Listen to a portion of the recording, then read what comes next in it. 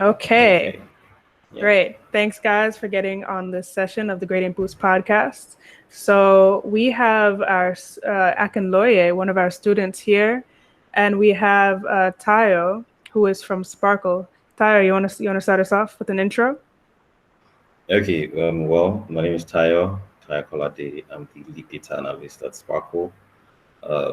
Sparkle is it's a lifestyle and financial ecosystem, like we like to call ourselves.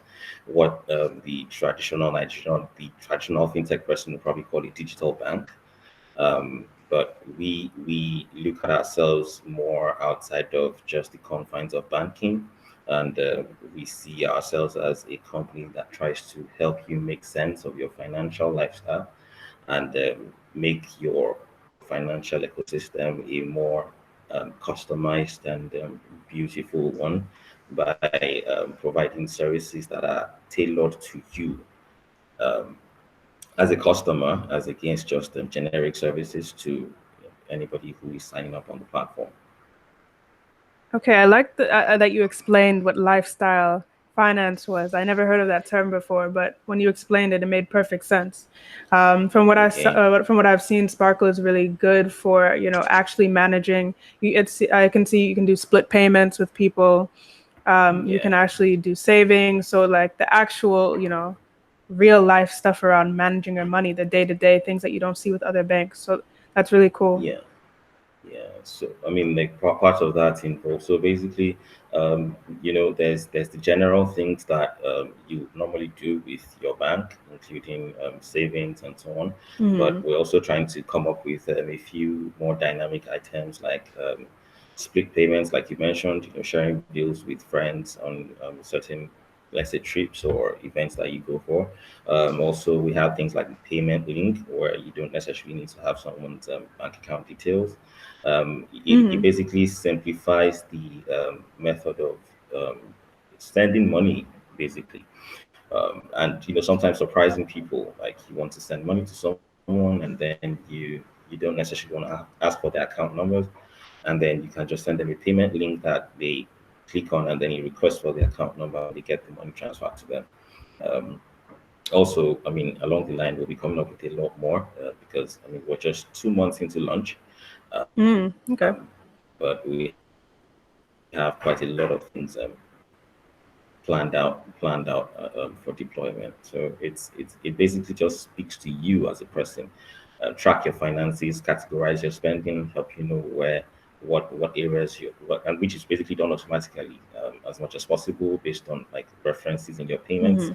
We can easily categorize your spending and then help you see what part of your lifestyle basically is taking the biggest chunk of your money, kind of. So in a bid to help you manage personal finances, we are using every single thing we can wrap up from your transactions to categorize your spending and help you track your finances. So that's part of what we're doing. Okay, cool. So like I can lawyer, when you had your big birthday night out, you can track to see how much money you spent on getting turned out. That's great. Um, Yeah, and then Yeah. if you don't mind, Louis, like you could just ask. I mean, if you have your friends around and you don't want to carry the entire bill for the yeah, for the yeah. night bash, you could just split that payment across with them. So that's part of I it. think that's amazing. Yeah, I think that's thank you. amazing. Right. So it kind of sounds like your target demographic here might be on the more on the younger side. Is that your target demographic, or have you found maybe older people interested in this too? Okay, so I'm going to say that for Sparkle, we have two main business targets. First of all, individual customers, and then we have Sparkle Business, which is targeted at small and medium scale businesses. Hmm.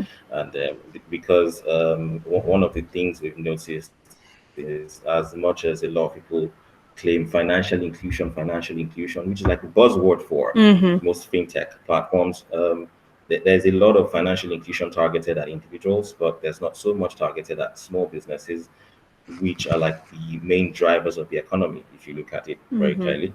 And so, in terms of demographics for, let's say, individual customers, we are looking like not necessarily the very young, but I mean, an age bracket as much as possible, we're inclusive. I mean, we have like a certain percentage of our customers who are even like older than 60.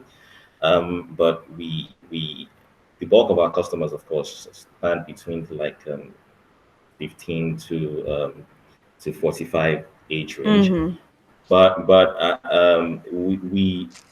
because our platform is fully digital, it definitely speaks to the fact that you would find more people who are in the generation Z to millennial, um, who are more tech savvy and inclined to Mm-hmm. towards mobile devices, forming the bulk of our customers.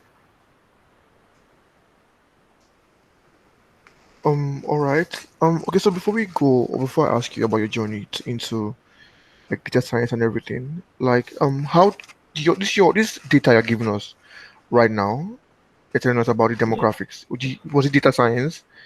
Analytics? Have you like done this? Like use data analytics or data science to like find out the exact age group of the guys using Oh, your business? yeah, oh sure. We have basically gone through. So, but what part of the data we collect during sign up processes is the I mean your date of birth, Age.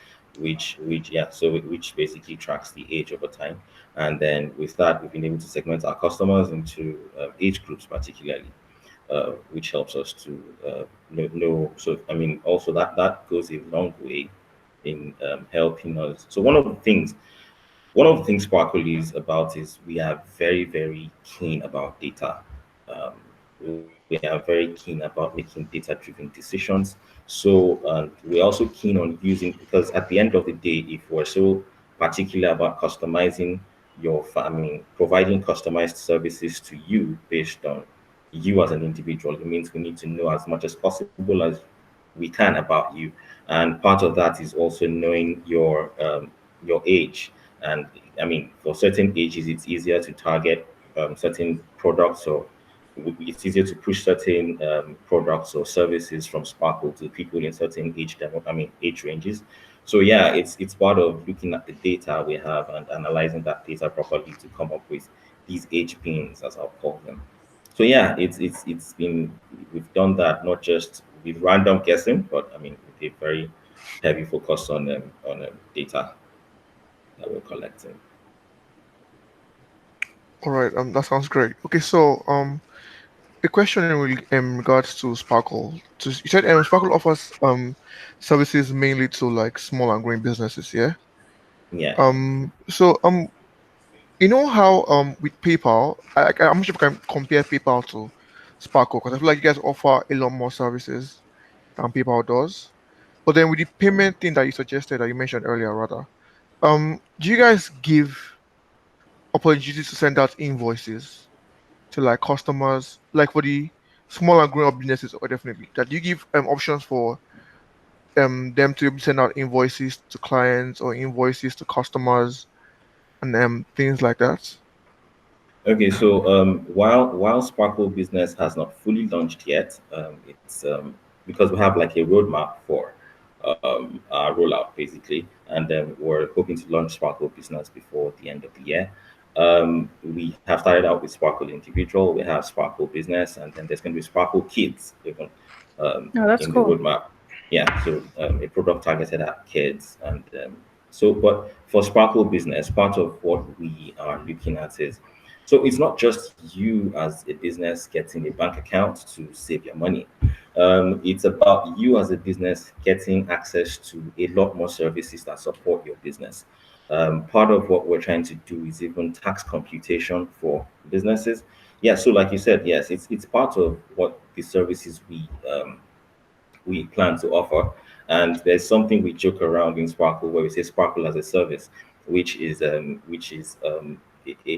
set of customized or tailored services for businesses where you can do things from invoicing to tax computation to helping you build insurance for your organization and a lot of other things that most small businesses would rather not have access to if they don't have like top dollar to invest in, I mean, or to Mm-hmm. pay to certain companies. So one in Nigeria, I mean, which is like the base of our operations, one of the things we've noticed is there's a lot of there's a lot of services that small businesses are not gaining access to as a result of the fact that sometimes it's either the business owners are just not seeing the need for it, or they are not being educated enough on why they should do it, or because they don't have enough money to pay for those services due to probably the high cost of achieving those. So these are financial services we want to like tailor and put into a container and make available for on small businesses. So, like you said, things like invoicing too is part of what we are planning on rolling out when we start Sparkle businesses. Okay, all right, that's great. That's great. It says that, or I read up on you, and it says that you studied microbiology. So, like, from microbiology to data science, how did that happen? Why did you make the switch? Okay, so I think was it with I think it was Manuel that we had that conversation. I mean, when we started the whole um, um, internship program thing with Sparkle and Gradient Boost, and he mentioned something about am I particular about any field of study for potential interns, and I said for me, coming knowing my background, I mean, I really don't care. All I want is someone who is eager enough and who has who is motivated enough. So now, yeah, let me bring it back. Yeah, I started out my life with microbiology, and although I knew I was more of a computers person even before I went to the university, I just after the whole microbiology thing, I found myself in telecoms. Don't ask me how. But I mean, it's one thing that's basically common in Nigeria, anyways, and I think maybe many places around the world where you don't necessarily start out working with what you finished from school from. But I found myself, first of all, doing a bit of logistics for one of like Nigeria's largest telecoms company and that was my first journey in my work in the southeast of Nigeria. And from there, I started doing a bit of. It was a gradual progression, right? And this was around 2011, and over time, I made that switch from doing basic logistics to moving into inventory management, and then from inventory management, I got a bit into. I moved a bit technical up into network engineering, and then I started operations center where I was like first line support for telecom issues, escalating to field engineers to go resolve. And then after a while, so from the network operation center, which is where you more or less like monitor every single thing or every single fault that's going on the entire telecoms infrastructure, you deal with a lot of you're gathering information at that point, and because there's so much information to gather, what started out as basic, okay, look at this. Okay, what has been the trend over time? How many faults have we had to resolve in the past few weeks? Metamorphosed into a gradual transition into proper data analysis. And starting out with even Excel. I mean, that was my first tool for analyzing data. And I just saw myself gradually moving into more like performance monitoring. And I think I was interested in that. It excited me. And I moved away from the network operations center into more or less like governance and reporting. And in governance reporting, I had more to do with, making sense of data. There wasn't so much buzz about data analytics like then, but from there, I just found out like this was something that ticked my fancy. And I just went on and on to look online, research on, okay, if this is where I find myself now, how do I make it better? And so that was like the progression for me. So it was just an honest journey all the way till I found myself really doing, proper data analytics. I mean, writing SQLs, writing Python, and so on. So it's been a gradual progression, and I would say I've been into data analytics for over 5 years now. Um, and the funniest of switches happened when I got saturated with telecoms, and I felt, okay, you know what, I'm tired of this. I want a more challenge, because I think one of the things that comes with I don't know if this is a general problem everybody faces, but some for people who crunch numbers, basically, it gets to a point where you seem saturated with that you've been doing. And then, particularly if that avenue does not give you the opportunity to be explorative, I mean, it tends to make you just look for a switch. And um, I switched over to finance.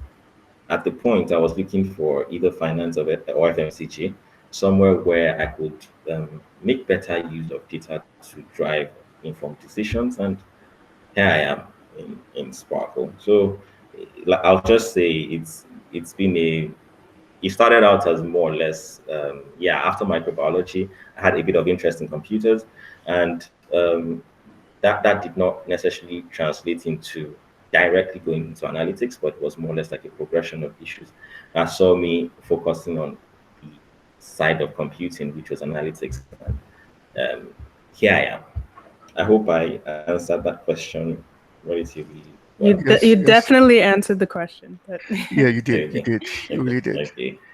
Yeah, thank you. so it sounds like did you learn the skills that you have today on the job, or did you go through any formal training? I learned everything on the job. Nice. Yeah. So How was that for you?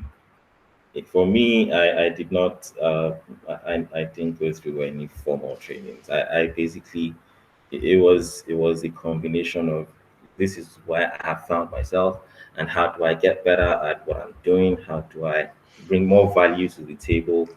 How do I, and so it just made me going all out, looking for resources to learn what were the trends, what needed to be learned. So I wasn't just in a pool just learning everything, but Mhm. I tried to tailor my learning towards um, that field where I eventually found myself.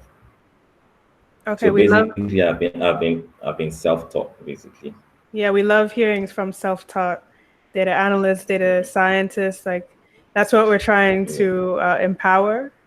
People who, well, in our boot camp, it's a little bit more formal than just self-taught, but we know a lot of Yeah. people are out here trying to learn on their own for cost Yeah. Yeah. reasons or for whatever reasons, and it's nice to be able to see somebody who doesn't have all these maths and stats degrees who is Mm, working in the field. So that's really nice to hear. So in terms of at Sparkle, I think you're relatively new over there. How was your first few months at Sparkle been? Just diving in. Aren't you the first? Are you the first like data hire? so yeah, I mean, Sparkle. Okay, I joined Sparkle around May. I was in the middle of the pandemic, basically, Mm-hmm. and so Sparkle had set up initially. They've been doing a lot of development work since last year. But I joined as the first more like data centric person in Sparkle Mm-hmm. that was tasked with, basically cleaning up most of the databases, and then, putting our data in more structured formats and so on.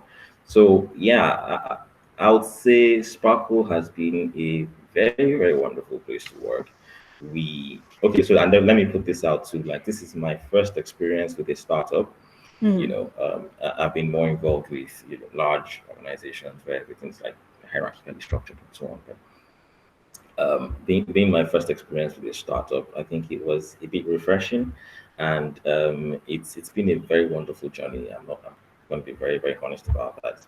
It's been a very wonderful journey. I started out, all the series of interviews I did were basically online calls, like teleconference calls, and then I started out, and I think I just had to go to the office like once or twice for Mm-hmm. certain necessary or one-on-one interactions. But basically, everything we've done, or all my work so far has been, working from home. In the Sparkle place, which is, we call our office the Sparkle place. And I don't know, yeah, yeah. We have a few, we have a few very beautiful ways of calling ourselves that Mm-hmm. differs from the from the regular official setting. I mean, we call ourselves sparklers, and then yeah, and then the lead spark or the chief sparkler, as we call him, Uzoma. Yeah, that's like who you would call the CEO sometimes, but we call him the chief sparkler, and then Mm-hmm. all of us are sparklers, and then we say we have a tribe. Mm-hmm. So let me diffuse, or let me just bring that into context a little bit. It's one of the reasons why you would rarely find us mentioning Sparkle and saying we're a digital bank. No, we're not a digital bank. We want to demystify the whole banking thing and then look for Mm-hmm. something more interesting. It's a financial lifestyle ecosystem, and while that sounds very long and but it has a funk to it. Do you understand? Mm-hmm. It has a bit of funk to it. So um, we are a very cool tribe. I'm going to say that. And trust me, the first few weeks, even though I didn't have to go to Sparkle Place every day, there were days when I just chose to go there. And we Mm-hmm. have a very, very beautiful working environment. It's a beautiful working space. We have like, traditional co-working spaces that most startups have. Then we have like different lounges and silos where if you need time off to just walk in your own little space, you have that. And there are a lot of perks that come with the job. I mean, it's just been. I wish I could like break it down into pieces. I'm going to Mm-hmm. say, for me, it's been a very wonderful experience. So, um, and then because we are very so another thing that comes with Sparkle is, we have a few core values that we really talk about, and part of those core values are freedom and trust. And part of the core values of freedom means that even regardless of the fact that we're in a pandemic and we're social distancing and everything, you are basically free to operate from anywhere. Even Mm-hmm. when the government relaxed on the lockdown procedures and said, okay, businesses will open between 9 and 2 p.m. and banks will do 9 to 3. Um, I mean, it was never imposed on anybody to come to the office to work. And so part of what that entails also comes trust. We have a very big trust system. We work with trust a lot, and which means I can trust you to be where you are and deliver, Mm-hmm. regardless of what the situation is. So I'd say it's been a very wonderful experience. I know I've been drumming so hard on wonderful experience, but when something is too good, Mm-hmm. you just Yeah, I get that. drum on it. Yeah, I have yeah, one question on that. Is the office yeah. really shiny or glittery? Like, Oh, trust me, it's Does it sparkling. sparkle? Like, and the funny thing is, if you run a Google search and just say Sparkle Nigeria or Sparkle Finance, and you could see pictures of our office, of the entire, of the interior. And trust me, it's sparkling. Trust me when I say it's sparkling. that's good to know. Yeah, yeah. Thank you. So, in terms of the work that you're doing with data at Sparkle, if you can disclose, what's are you doing anything particularly interesting right now? Any projects you're working on right now?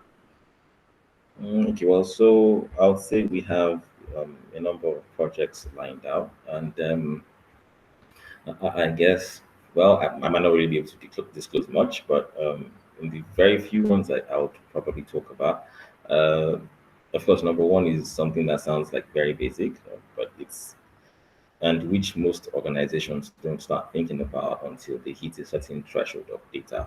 Mm-hmm. One of the biggest things we're working on right now is implementing our data warehouse, like early on. Um, it's been noted that most companies wait till they hit like a 1 terabyte or 3 terabyte or 5 terabyte cutoff mark before they start harmonizing their data and so on. But one of the things we're doing as quickly as possible is to set up that structure for a data warehouse, and even possibly, I mean, in addition to that, a data lake, because we we understand the value of unstructured data in our business. Um, so let me just chip this in right now. One of the things we're looking at in Sparkle is looking beyond traditional data for decision making in things like in offering services to customers. Let me pull out one example. So there's a thing about sometimes loan decision making for loans, particularly, and so probably what most credit facilities would rely on is historical data of, let's say, your expenses coupled with probably data from credit bureaus to see how well you've performed with paying loans and so on. But um, rather than that, we're looking at non-traditional sources of data that are tied to individual customers um, to make our decisions on things like loans, for example. So we want to see customers beyond just the numbers. We want to Mm-hmm. see customers beyond just what the average bank you walk into would look at before making a decision on giving you loans. And so that also involves things like social listening and sometimes patterns from your activity online. Mm-hmm. So which comes out mostly as unstructured data, and so we were setting up a system to intelligently look at some of these things before making decisions on things like loans. I mean, we could look up social media chatter, we could look up, I mean, activity over the past and so on. And of course, we don't want that to be one person going on Twitter and saying, okay, Jasmine's handle is this. Let me scroll through all her tweets and what Mm-hmm. she's been talking about. Yeah, I don't mean, do so that. Don't yeah. stalk my. So, Don't want to see that.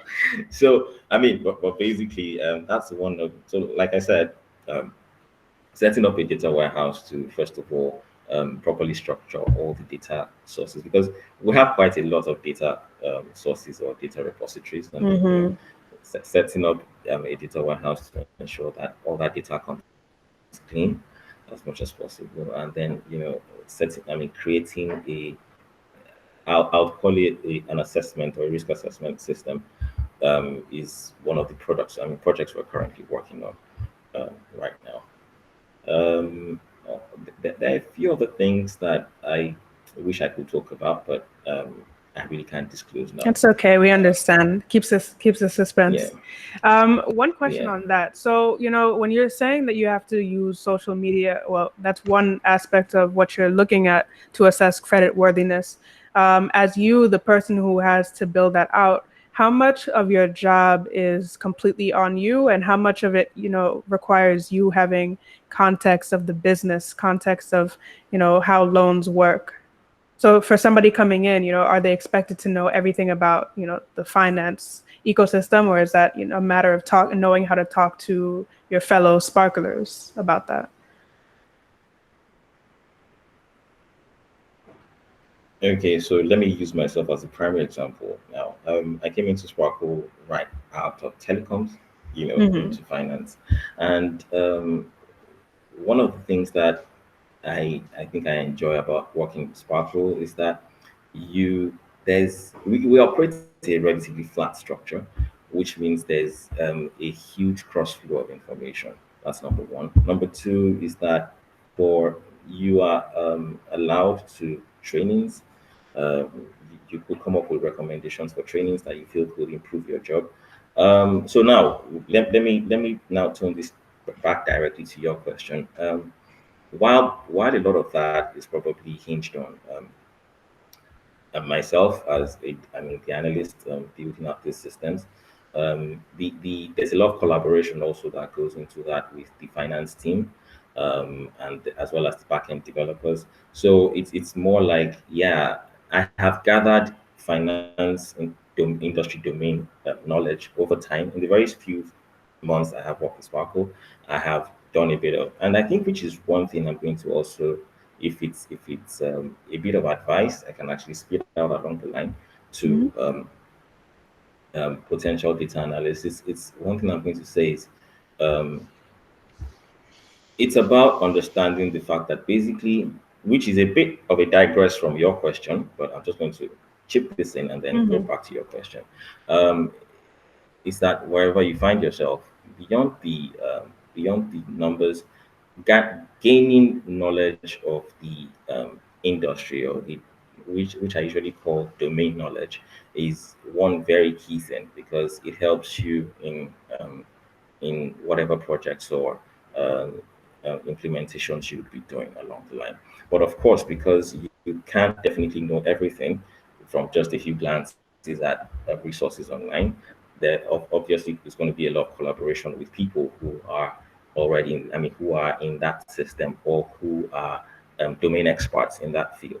So I'm going to say, like, part of building out those systems for us involves not just me alone doing all of that work, or let's say myself and the backend developers doing that work, but it involves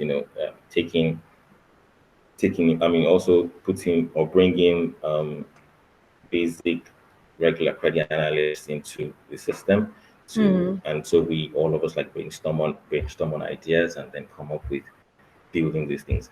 Um, when I talk about social media listening, one of the things, or social listening basically, one of the things is that, some of these things are sometimes not even okay. So let me put it this way: while we're building risk assessment systems based on, or creditworthiness system based on the traditional information you take from financial data, looking at social media information and basically performing sentiment analysis to some extent would help you understand what a person's behavior or attitude will be like, and Mm-hmm. from that also help you determine, or maybe how what their attitude, what their disposition towards certain things will be, and helps you to determine whether they're worthy of you know you entrusting them with a bit of your money and expecting them to pay back. So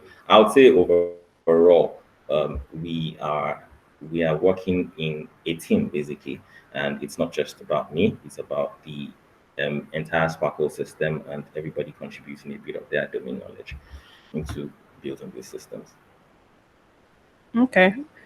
I think I have a lot more questions on how you use social media to determine this, but we will be here for 2 hours if I keep asking these questions. Okay. So to transition into the internship program, so it sounds like since you're the only one on the data end, it's, having an intern would be very beneficial to you. But then also it sounds like for whoever Yeah. that intern Yeah. is, they get to work on a really great project, and they get a real sparkly office. So do you want to talk about the internship program with the Gradient Yeah. Boost and Sparkle?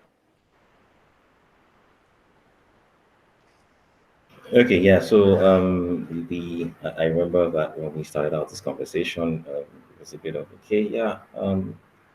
In as much as Sparkle is as part every startup, one of the things we try to do is to run as lean as possible. But Mm-hmm. at the end of the day, having interns, which going away from the traditional mindset sometimes, is that one of the beauties of that is that there's, like you mentioned just now, it's a win-win for both parties. But the fact that Sparkle is young, it means that there's a lot of projects ahead of us. Mm-hmm. And anybody coming on board to work in the internship program at Sparkle means that you have a lot of things to try your hands out on, and a lot of opportunities to experience new things, or to improve on whatever it is you've learned, and have to work with them in the real life. And then also for me, one of the advantages of that for me, might sound a bit selfish, but it's the fact that I get to like shed off a little bit of workload to somebody else. That's So true. it's more like we are in a win-win situation where I can, in quote, shed off work, and at the same time teach you, or teach my incoming interns on a lot of other things, and give them like real life experiences as against conceptual things that they have learned at in training. So it's something I really look forward to, because I feel that one of the best ways of, so I say this sometimes, that because there was a time I started out a free data analytics training at some point, but I mean, I got really tied up and then I had to shelve that class. But usually you get better by teaching other people, Mm-hmm. right? And also other people also get better by learning from you. So it's a two-way street, more like an equation at equilibrium, a chemical reaction at equilibrium where there's a healthy flow of information both ways. And one of the other things I also tell people is that it's not always from top to bottom when you're looking at the mentee to intern relationship. There's a lot of information that flows in the opposite direction also. Mm-hmm. There are a lot of things that you as the mentee who thinks you're all high up there will get to learn from people who you are mentoring. So yeah, the proportion of data flow might be different, but I mean, there's always that thing you will get from your intern. So it's a very wonderful program that I actually really look forward to. That's amazing. And then, are you looking for any particular soft skills? So I know you said you're not really concerned about, them having degrees or anything, but about soft skills, what are you looking for in an ideal mentee? Okay, so one ideal mentee, part of the documentation that I have built up for that is number one. So basically, yes, I usually talk about the entire data analytics journey and how I'm going to share. Let me I don't know. I like telling stories a little bit, but let me just bring this out. Mm-hmm. One of the things that I posted at some point was I talked about because I have a bit of an active following on Twitter, and I talked about you know starting a journey in data analytics.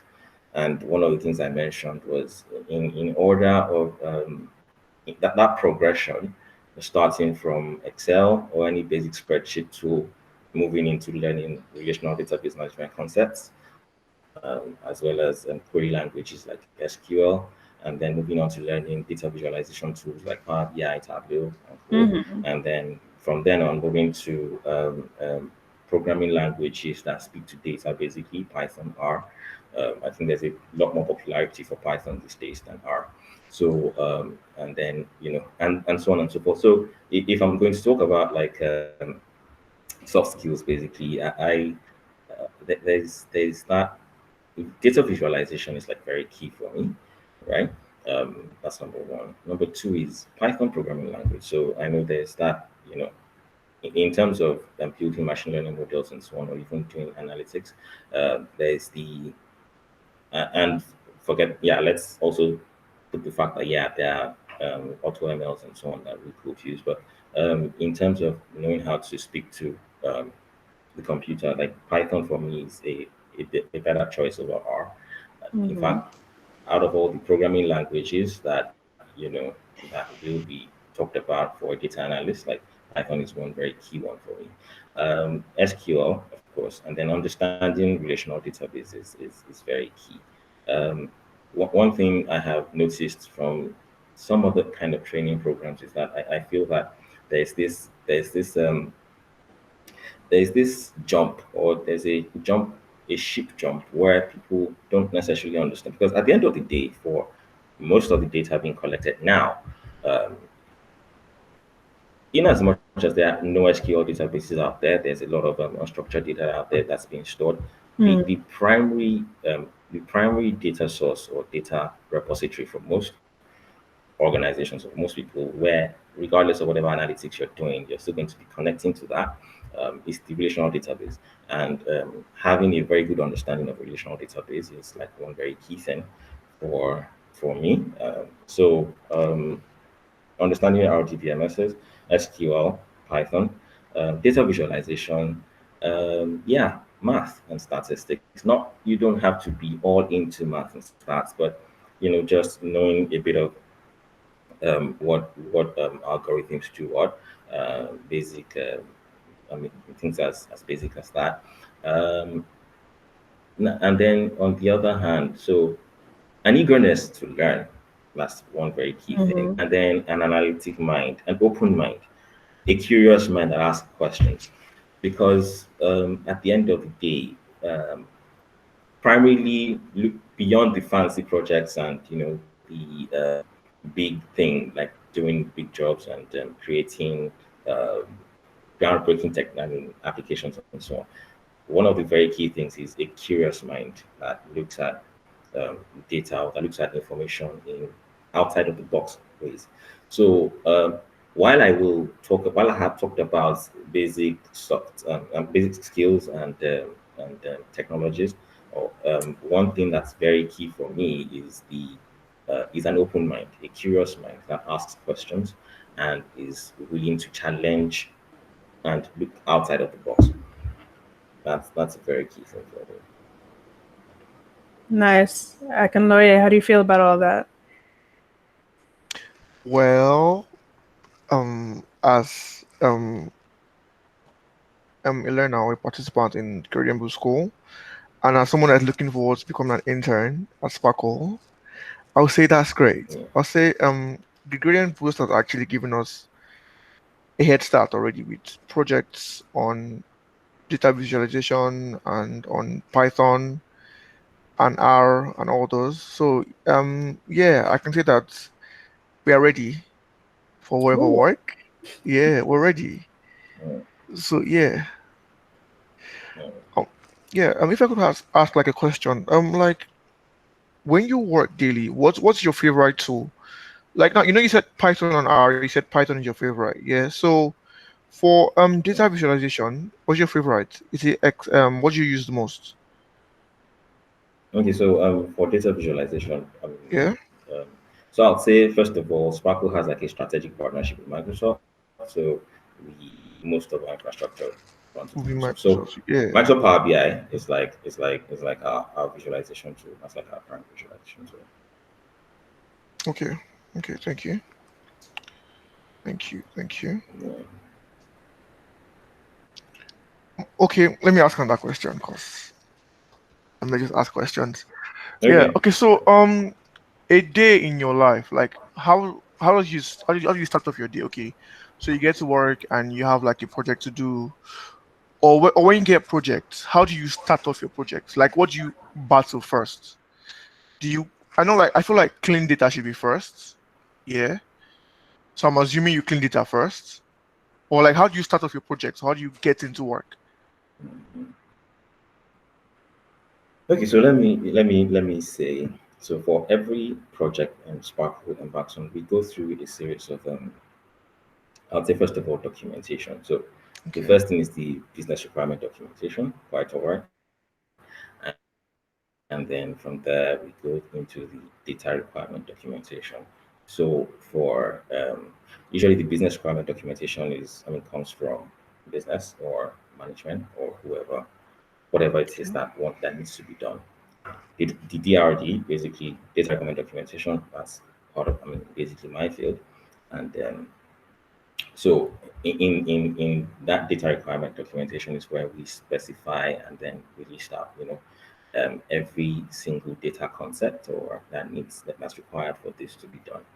Now, because you said how do we get with our projects, that's why I'm being a bit elaborate Yeah. on Yeah. this. Please go So ahead. from data, yeah. So at that data requirement documentation stage, we basically spell out everything.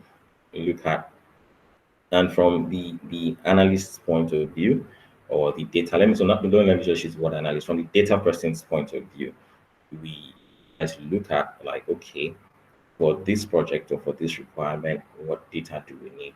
How much of it is in-house? How much of it is external domain data? Okay, from what's in-house, in what databases do we have, or what data do we have in this database, on that database, or in which table and what column? It's as granular as that, like digging down to even the individual columns that contain the data that we need, and then you know coming up with a roadmap towards that. Now, in terms of the actual work itself, you mentioned data cleaning, and yeah, I'm going to say that um, I think it can be agreed amongst all data analysts that data cleaning or data cleansing is like one of the most time consuming parts um, of any data analytics project. and it's a bit funny and annoying at the same time.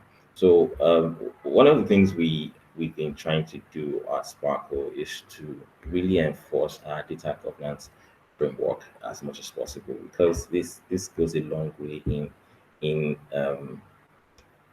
so at the end of I see it more as a value chain, and ultimately at the end of that value chain is operational efficiency, right? And you can't speak operational efficiency if the processes are not efficient. And part of making the processes efficient is and ensuring that before that data gets to the point for preparation, in the collection process, in the gathering process, eliminating noise as much as possible, and ensuring that what is landing in the final data store, whether it's the data warehouse or the database, is clean data.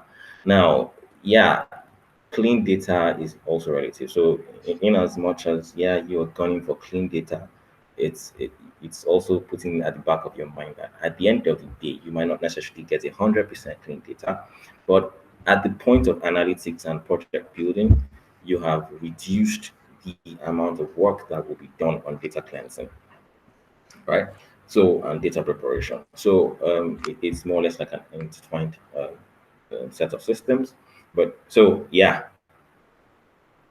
I'll now dive into like your core question that okay, what does like the average day look like? So, of course, let me say first of all, because this is a startup, we work more hours than we traditionally work, and the beauty of it is there are no particularly defined rules or time frames and so on. Because I'm working from home and there's a bit of freedom, I could segment my work depending on timelines. One thing that's very critical for us in Sparkle is we put a timeline to everything we're doing, so that we as much as possible try to complete projects within certain time frames. Not saying that there are not occasionally, issues that derail your timelines, but as much as possible, we try to stick to our timeline. So yeah, on the average, so if it's in terms of working on a basic report, or if it's working on let me say a more advanced project, like after data cleansing, we go into more or less like model building. And most of the every process for me in the entire data analytics project is it's usually a reiterative process, meaning that you could while you have timelines and so on, and every stage of that project cut into certain periods, you can have to go back and forth twice between two different stages before you get to the final end result. So nothing is set, nothing is cast in stone. But basically, you start out from requirement gathering, you move into data preparation, and then from data preparation, you go into like model building and so on and so, and then you know selecting what algorithms are best for, or what models are best for the work you're trying to achieve, and so on. So yeah, basically, and then considering the fact that there's quite usually a number of things to do, for me, it's about setting, prioritizing issues or prioritizing tasks, and knowing that okay, fine, which one is of the higher priority, which one do we focus the most resources on right now, and which one can we afford to um, delay a little bit. Now, I know this sounds a bit funny, but one of the key things is in Sparkle we try to have this mindset like nothing, everything has a high priority. Like regardless, we are looking at satisfying first year targets of like 1.3 million customers, and it means that things have to be in top gear. I mean, we are looking at really accelerated growth, and we try as much as possible to ensure that all projects have like equal priority standing, as long as they are geared towards a wonderful product experience for users. So I hope that basically puts a bit of context into what my average workday looks like. And so basically, of course, I standard resumption time is 9, closing time is 5. But I mean, everybody's working from home now, so it means that sometimes there are no particularly ingrained time frames. There are times when I could be up late into the night. There are times when, I mean, I've worked really late into the night and I had to wake up late in the morning. But um, um, so basically, that's like what the average day looks like. Okay. Is that enough, or do you want me Yeah, to? that's enough. Thank you. That was really clear. That was really clear for me. But then to just ask maybe one more question from my end. Um, I'm new to data Yeah. science, and I really love data science. And to me, I feel like just using data to get information is my favorite part.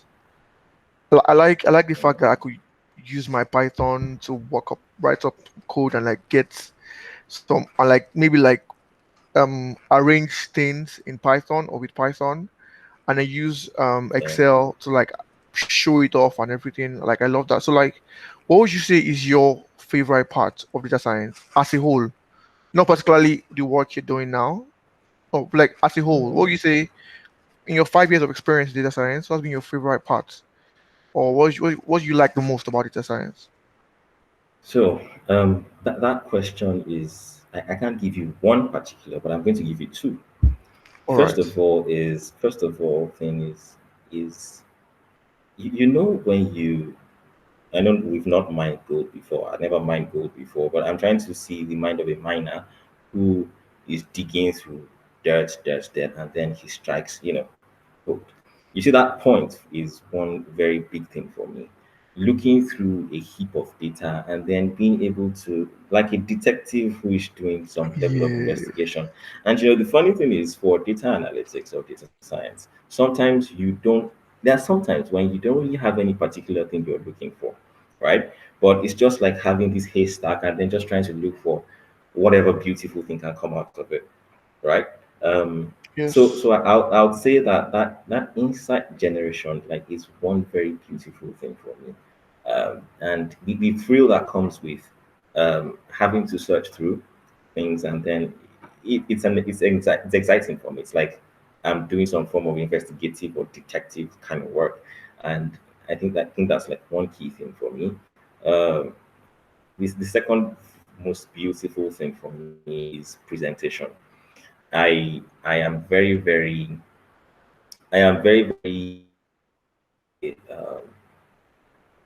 I'm very I won't say I have OCD for that, but presenting the findings of any work I do is one very key aspect for me. And there was a joke I used to do when I was in telecoms, and I used to tell people that you see sometimes you could have good insights, you could have found good insights and built up this very wonderful discovery, and then your presentation looks like shit, forgive my language. And there are times when you have done rubbish, but your presentation looks mwah. Truth is, there are times when people look at the beautiful presentation and they are, wow, good job done. And they look at the ugly one, I'm like, does this guy know what he's doing? Trust me, that comes a lot with senior management. It comes a lot with senior management. So at the end of the day, regardless of what you have done, regardless of this interesting discovery you have done about the business or this forecast plan that you have seen that could accelerate business growth, presenting that in a very beautiful manner is a very important thing. And so at the end of it, it comes to communicating your findings to whoever the stakeholder is going to that's going to receive it. So yeah, I'll say the two most interesting things for me is that insight discovery as well as communicating my findings. Those are like two very key things for me. Okay, that's great because I think we had a conversation with Emmanuel or Jasmine before, and they asked me the same question, and like that was the same thing I said. I said the fact that Yeah, you could like use skills to like really find data, like really find a particular thing is like really beautiful. It's almost like having yeah, superpowers, but like just with yeah, information and data. yeah. Yeah. Yeah. And so, as much as you might be a Python whiz kid, or you could be like the best guy that knows how to use R, if your presentation of the final findings is Yeah. Yeah. It's going to really impact on whatever beautiful work you've done. So yeah, Okay. that's it. So according to you, so finding information is equally as important as presentations then. Yeah. For Yeah. me, it's Okay. as equal. It's as important as presentation.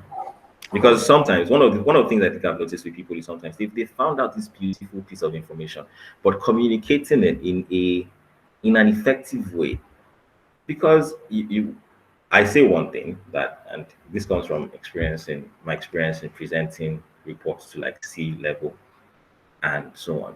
The average C level person is a bit impatient. I'll say that. Like they just want to see, they want you to go direct, straight to the point. Yeah. And in going that, so sometimes there's a bit of conflict in what they require or what is being required.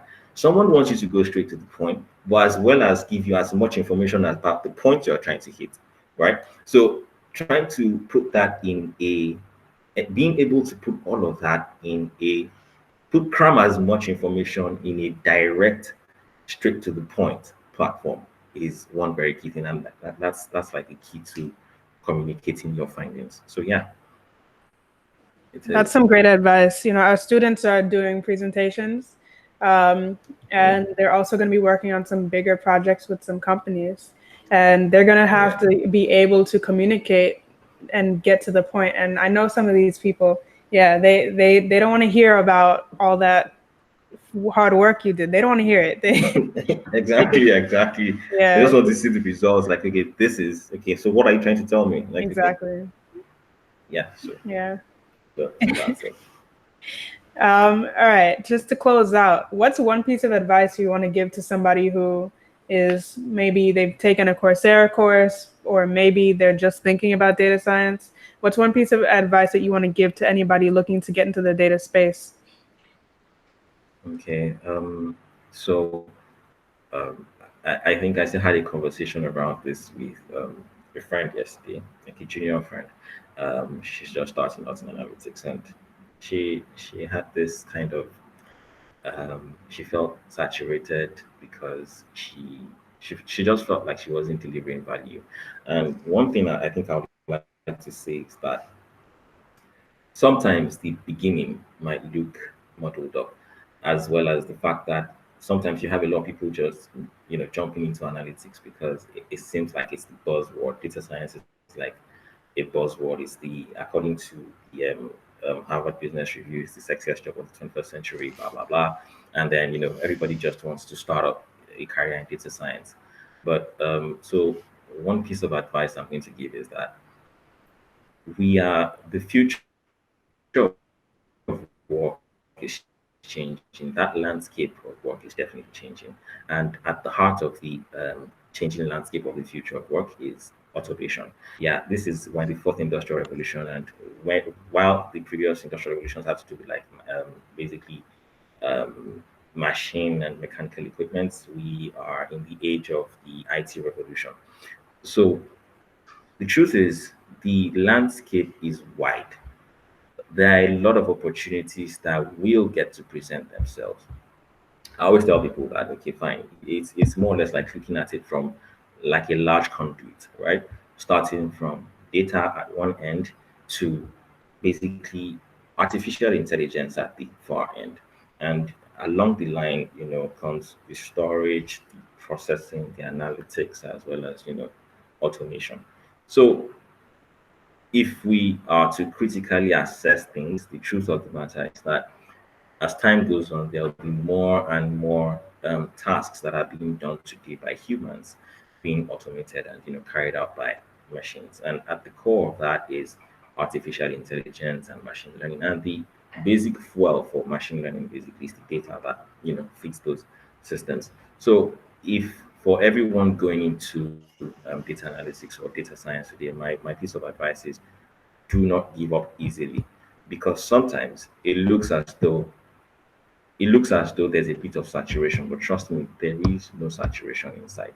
And while things might change, things will definitely change.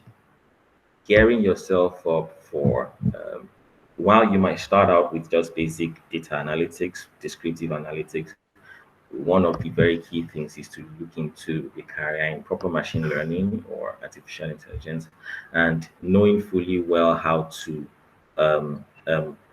plug things together, meaning that broaden your horizon. That's number one. Like very key for me. Broaden your horizon and ensure that you are looking at things beyond just what it is today and looking into the future of what's going to happen. Because I tell people, yeah, you would say that today there are not so many jobs out there. There are not so many positions for machine learning engineers in code. There are not so many positions for. But the truth is, over time, as time goes on, we're still in the when we've not yet reached that full artificial intelligence space yet, and we are going to get there. And it's going to get to the point where a lot of job roles will be maintaining and managing those systems. And at the core of those systems is data. So if you have started, don't despair. I mean, don't despair. Just know that there's a very, very large pool out there to fill. And for whatever it's worth, try to put your mind towards a final career in artificial intelligence. So that's. Thank you, Tayo, for your wise words. Thank you so much. I think it's been a pleasure being here. Great. So we look forward to the internship program. Whichever one of our lucky students gets this paid internship opportunity with Sparkle. They sound, yeah, I see you crossing your fingers there. I can it sounds like a great learning experience with a great company. So I'm a little jealous myself, but I'm very glad for whoever student gets it. I know. If we were going to have you as a consultant or not, I mean, you probably burn through our cash so fast, because we won't be able to pay you. I mean, come on. All right. Okay, so thanks for your time, Tayo. Yeah. Thanks for your time, Akinloye. And everyone have a great day. Yeah. Thank you very much. Have a great day too. Yeah. All right. Bye. Keep sparkling. Bye. Yeah, that's it. Keep sparkling. And by the way, hope you have your Sparkle app downloaded already. Yeah, I actually do. Sorry to just cross this out. One of the funny things is, like, one of my ways of evangelizing my Sparkle, Sparkle, or the sparkling experiences. Sometimes I say these random jokes to people and say, if I have to make a payment to someone and then they're asking me, okay, which account number should I? Please download the Sparkle app. I'm not sending money to you. Anyways, that was just like a closing. Well, try to spread the word.